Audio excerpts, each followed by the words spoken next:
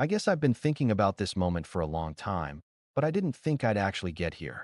I didn't expect to end up typing this out for strangers on Reddit, but here I am, looking for advice because I genuinely have no idea what to do. Let me start at the beginning. My name's Emily, and I'm 25. I'm the older sister. And like most older siblings, I've always been the responsible one. The one who does well in school, gets good grades, never gets into trouble. I've worked hard to get to where I am, and the sacrifices I've made have never been easy. But I've always had a goal. A dream, really. Since I was a little girl, I've dreamed of working in the fashion industry. It was something that lit me up in a way that nothing else did. I used to sketch designs, take pictures of outfits, and obsessively watch interviews with designers. I even read fashion magazines and built an entire vision for my future. Some might say it was a pipe dream, but to me, it was more like a fire that I couldn't ignore. Fast forward to college, and I worked my ass off. I studied fashion design at one of the top universities, and while my friends were out partying, I was in my dorm room sketching, researching trends, and building portfolios. I interned at a small boutique in my city just to get my foot in the door, and eventually, after graduation, I landed an internship at a major fashion brand. It wasn't glamorous, and it sure wasn't easy, but it was my chance. I was finally getting somewhere. Everything was looking up. I was on the verge of something big, until my family put everything into question. It started when I got an email about a job offer. This was the opportunity one had worked my whole life for. A big-name fashion company was offering me a full-time position with incredible pay, and my dream of working in fashion was about to become a reality that I couldn't wait to tell my mom, but she'd always been supportive of me, at least in a general sense. She was proud of my accomplishments, or so I thought. So, I sat her down one evening and showed her the email. I was so excited, I could barely contain myself. Mom, look, this is it. They offered me the position. I made it. She looked at me, but her expression wasn't exactly what I expected. It wasn't excitement or pride. It was something else. Almost disappointment. I couldn't figure it out at first. Maybe I was reading too much into it. What's wrong? I asked, hoping for a positive response. She sighed heavily. You're being inconsiderate, Emily. You know that, right? I blinked. What? I just got a dream job. I worked for this. I earned this. Your sister needs you, Emily, she said, her voice a little too calm. She's going through a rough patch, and you're just going to leave us behind for a job that doesn't matter? You're selfish. I was stunned. This wasn't how I thought this conversation would go at all. I had worked my entire life for this moment. I had sacrificed so much, and now that I finally had it, my mom was accusing me of being selfish. Mom, I started, but she cut me off. You're abandoning your family. Your father's health is getting worse, and Emma is struggling to figure things out. You're the older sister, Emily. Don't you think you should be here for them? Emma, my younger sister, was 21. She had always been the free spirit of the family, doing whatever she wanted without much consequence. While I was out there busting my butt to get ahead, Emma was content to live at home, go to community college, but never finish, and do absolutely nothing with her life. And now, my mom was asking me to throw my dreams away to take care of her. I tried to keep my voice steady. Mom, Emma is an adult. She needs to learn how to take care of herself. I can't keep putting my life on hold for her. You're being so inconsiderate, she repeated, as though I didn't have a choice in the matter. I'm asking you to be here for your family. What's more important than family, Emily? That was when I felt my stomach drop. My family had always leaned on me to pick up the slack, but I had finally reached a breaking point. I didn't want to be the one always expected to make the sacrifices. I wanted to live my own life. That I left that night, in a daze. I packed my things, made sure everything was in order, and the next morning I booked a one-way flight to New York. I wasn't even sure what I was doing exactly, but I knew I couldn't stay there anymore. I couldn't live for them any longer. I didn't tell anyone where I was going. Instead, I left a simple note on the kitchen counter. Mom, I can't do this anymore. I've spent my whole life putting everyone else's needs first, but it's time for me to live for myself. I'm leaving, and I won't be coming back. That I hope you can understand. Emily, I left. I left everything behind, my family, my town, my old life, and started over. I found a small apartment in Brooklyn, and within weeks, I started settling in. New job, new city, new people. For the first time in my life, I felt like I was finally living for me. But of course, that wasn't the end. About a week after I'd left, the calls started coming. My phone wouldn't stop buzzing, and at first, I thought it was just a matter of my mom realizing how much she missed me. But no, it was worse. The first message came from my mom. "Why are you doing this to us, Emily? We need you here. You can't just leave us to pick up the pieces while Emma spirals. Please come home." Then came the text from Emma. "Please, Emily, I'm trying, but I don't know what to do. Mom's falling apart. Please just come back. I can't do this alone." And after that, the guilt, I thought I could shut it all out. I really did. But my mom's voice on the other end of the line made it harder to ignore. "How could you be so selfish, Emily? After everything we've done for you, you just leave? Emma's lost without you. We're lost without you." I didn't know how to respond. My family had always been toxic, but now I was being painted as the villain, the one who abandoned them. It all came to a head last week. My mom sent me a long email, almost like a final plea. "Your dad's health is declining, and Emma is more lost than ever. You said you were leaving to find yourself, but what you're really doing is running away from your responsibilities. I hope you don't regret this when it's too late." It hit me hard. The days after my mom's email were the toughest I've had in a long time. I was trying to focus on my new job and adjusting to life in New York, but every time I sat down to work, I couldn't stop thinking about what my mom had said. "You'll regret this when it's too late." Those words haunted me. Was I being too hasty? Was I turning my back on my family when they needed me most? It didn't help that every time I checked my phone, there were more messages from Emma and my mom. More calls. More guilt trips. "Please, Emily, don't make us choose between you and her. Emma, Mom's falling apart, and you don't even care. Mom, do you want me to tell Dad you're ignoring us too?" Emma, at first, I ignored them. I thought the best thing I could do was focus on my new life and let them sort out their problems. But then I saw a picture that Emma posted on social media. It was of her and Dad sitting together on the couch, looking like they were struggling just to keep it together. Dad was smiling weakly, but I could tell it wasn't genuine. He had been battling health issues for years, and the stress of everything seemed to be wearing him down. I felt this heavy knot in my stomach. I wanted to reach out. I wanted to pick up the phone and tell Emma I was coming home to help. But then, the voice inside me, the one that had pushed me to make this huge change, reminded me of why I left in the first place. I couldn't just be the fixer anymore. I couldn't be the one always putting everyone else's needs before my own. But that didn't mean I didn't care. I cared about them. I really did. But could I live with the constant pressure of being the savior they always expected me to be? I wasn't sure. I spent a whole week in this limbo, working, trying to stay focused. But every evening, when I finally had time to breathe, I found myself staring at my phone, debating whether or not I should respond.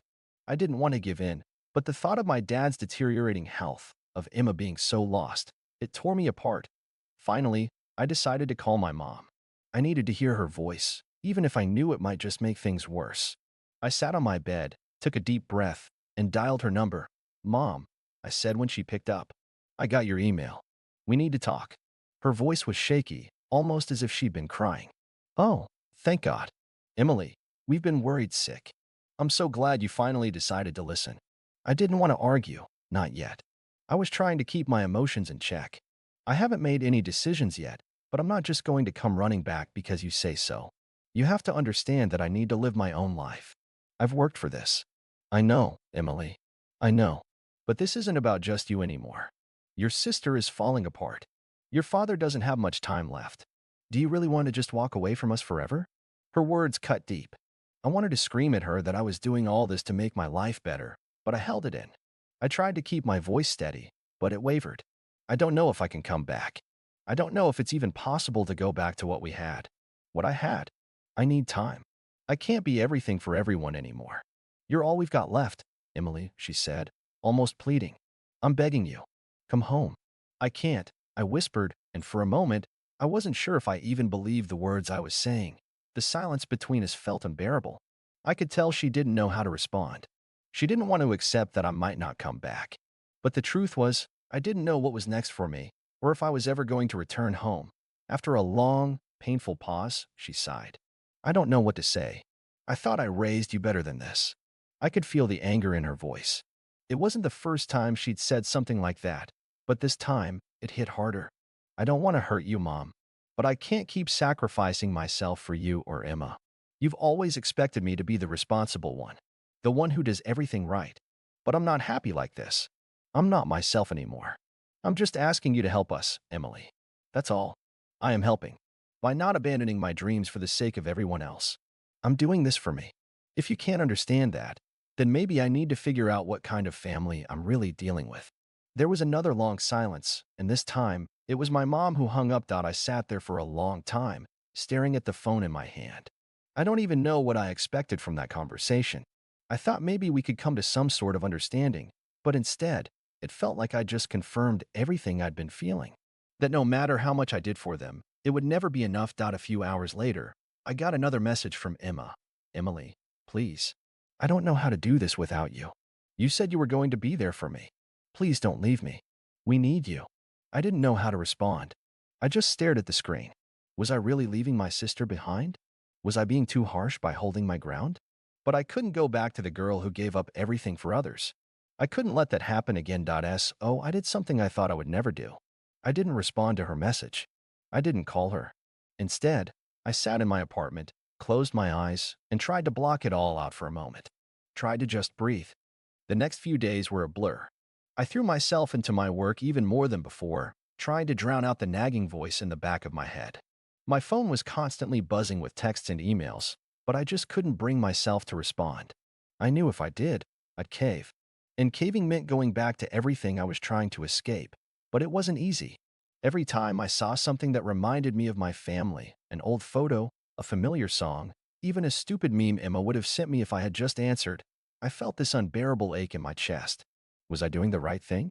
Was I really choosing myself over my family? It was hard to ignore how manipulative they were becoming. Emma sent me another message a few days later, and this time it was less pleading and more demanding. You're being selfish, Emily.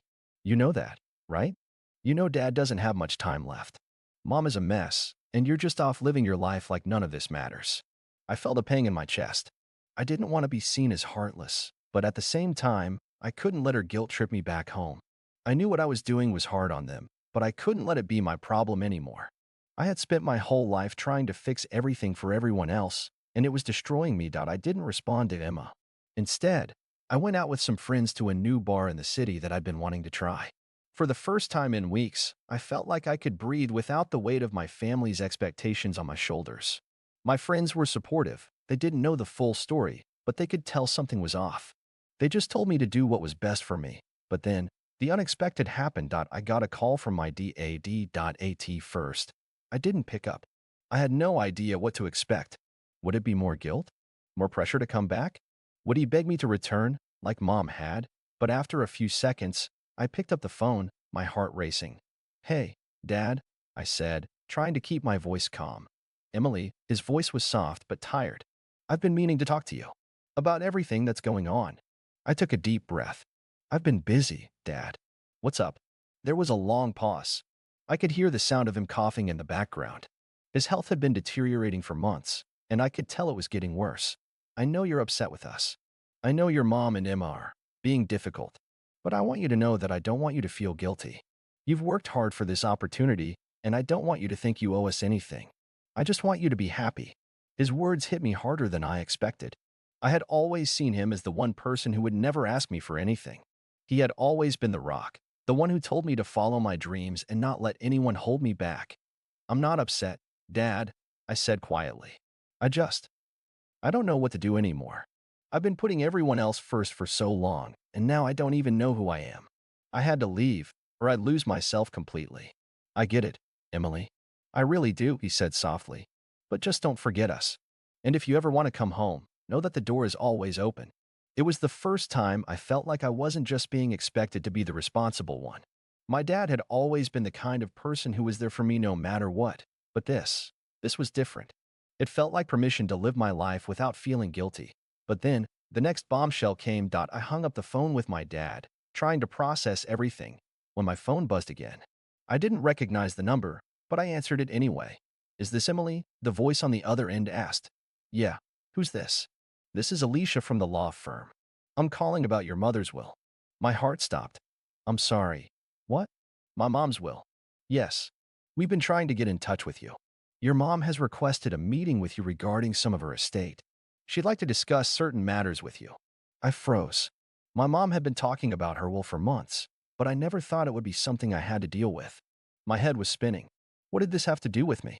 What did she want to discuss? I, uh, I didn't know anything about this. When is the meeting? Tomorrow afternoon at 2 p.m. Please let me know if you can attend. I could barely breathe. Was this some sort of last-ditch effort to get me to come back?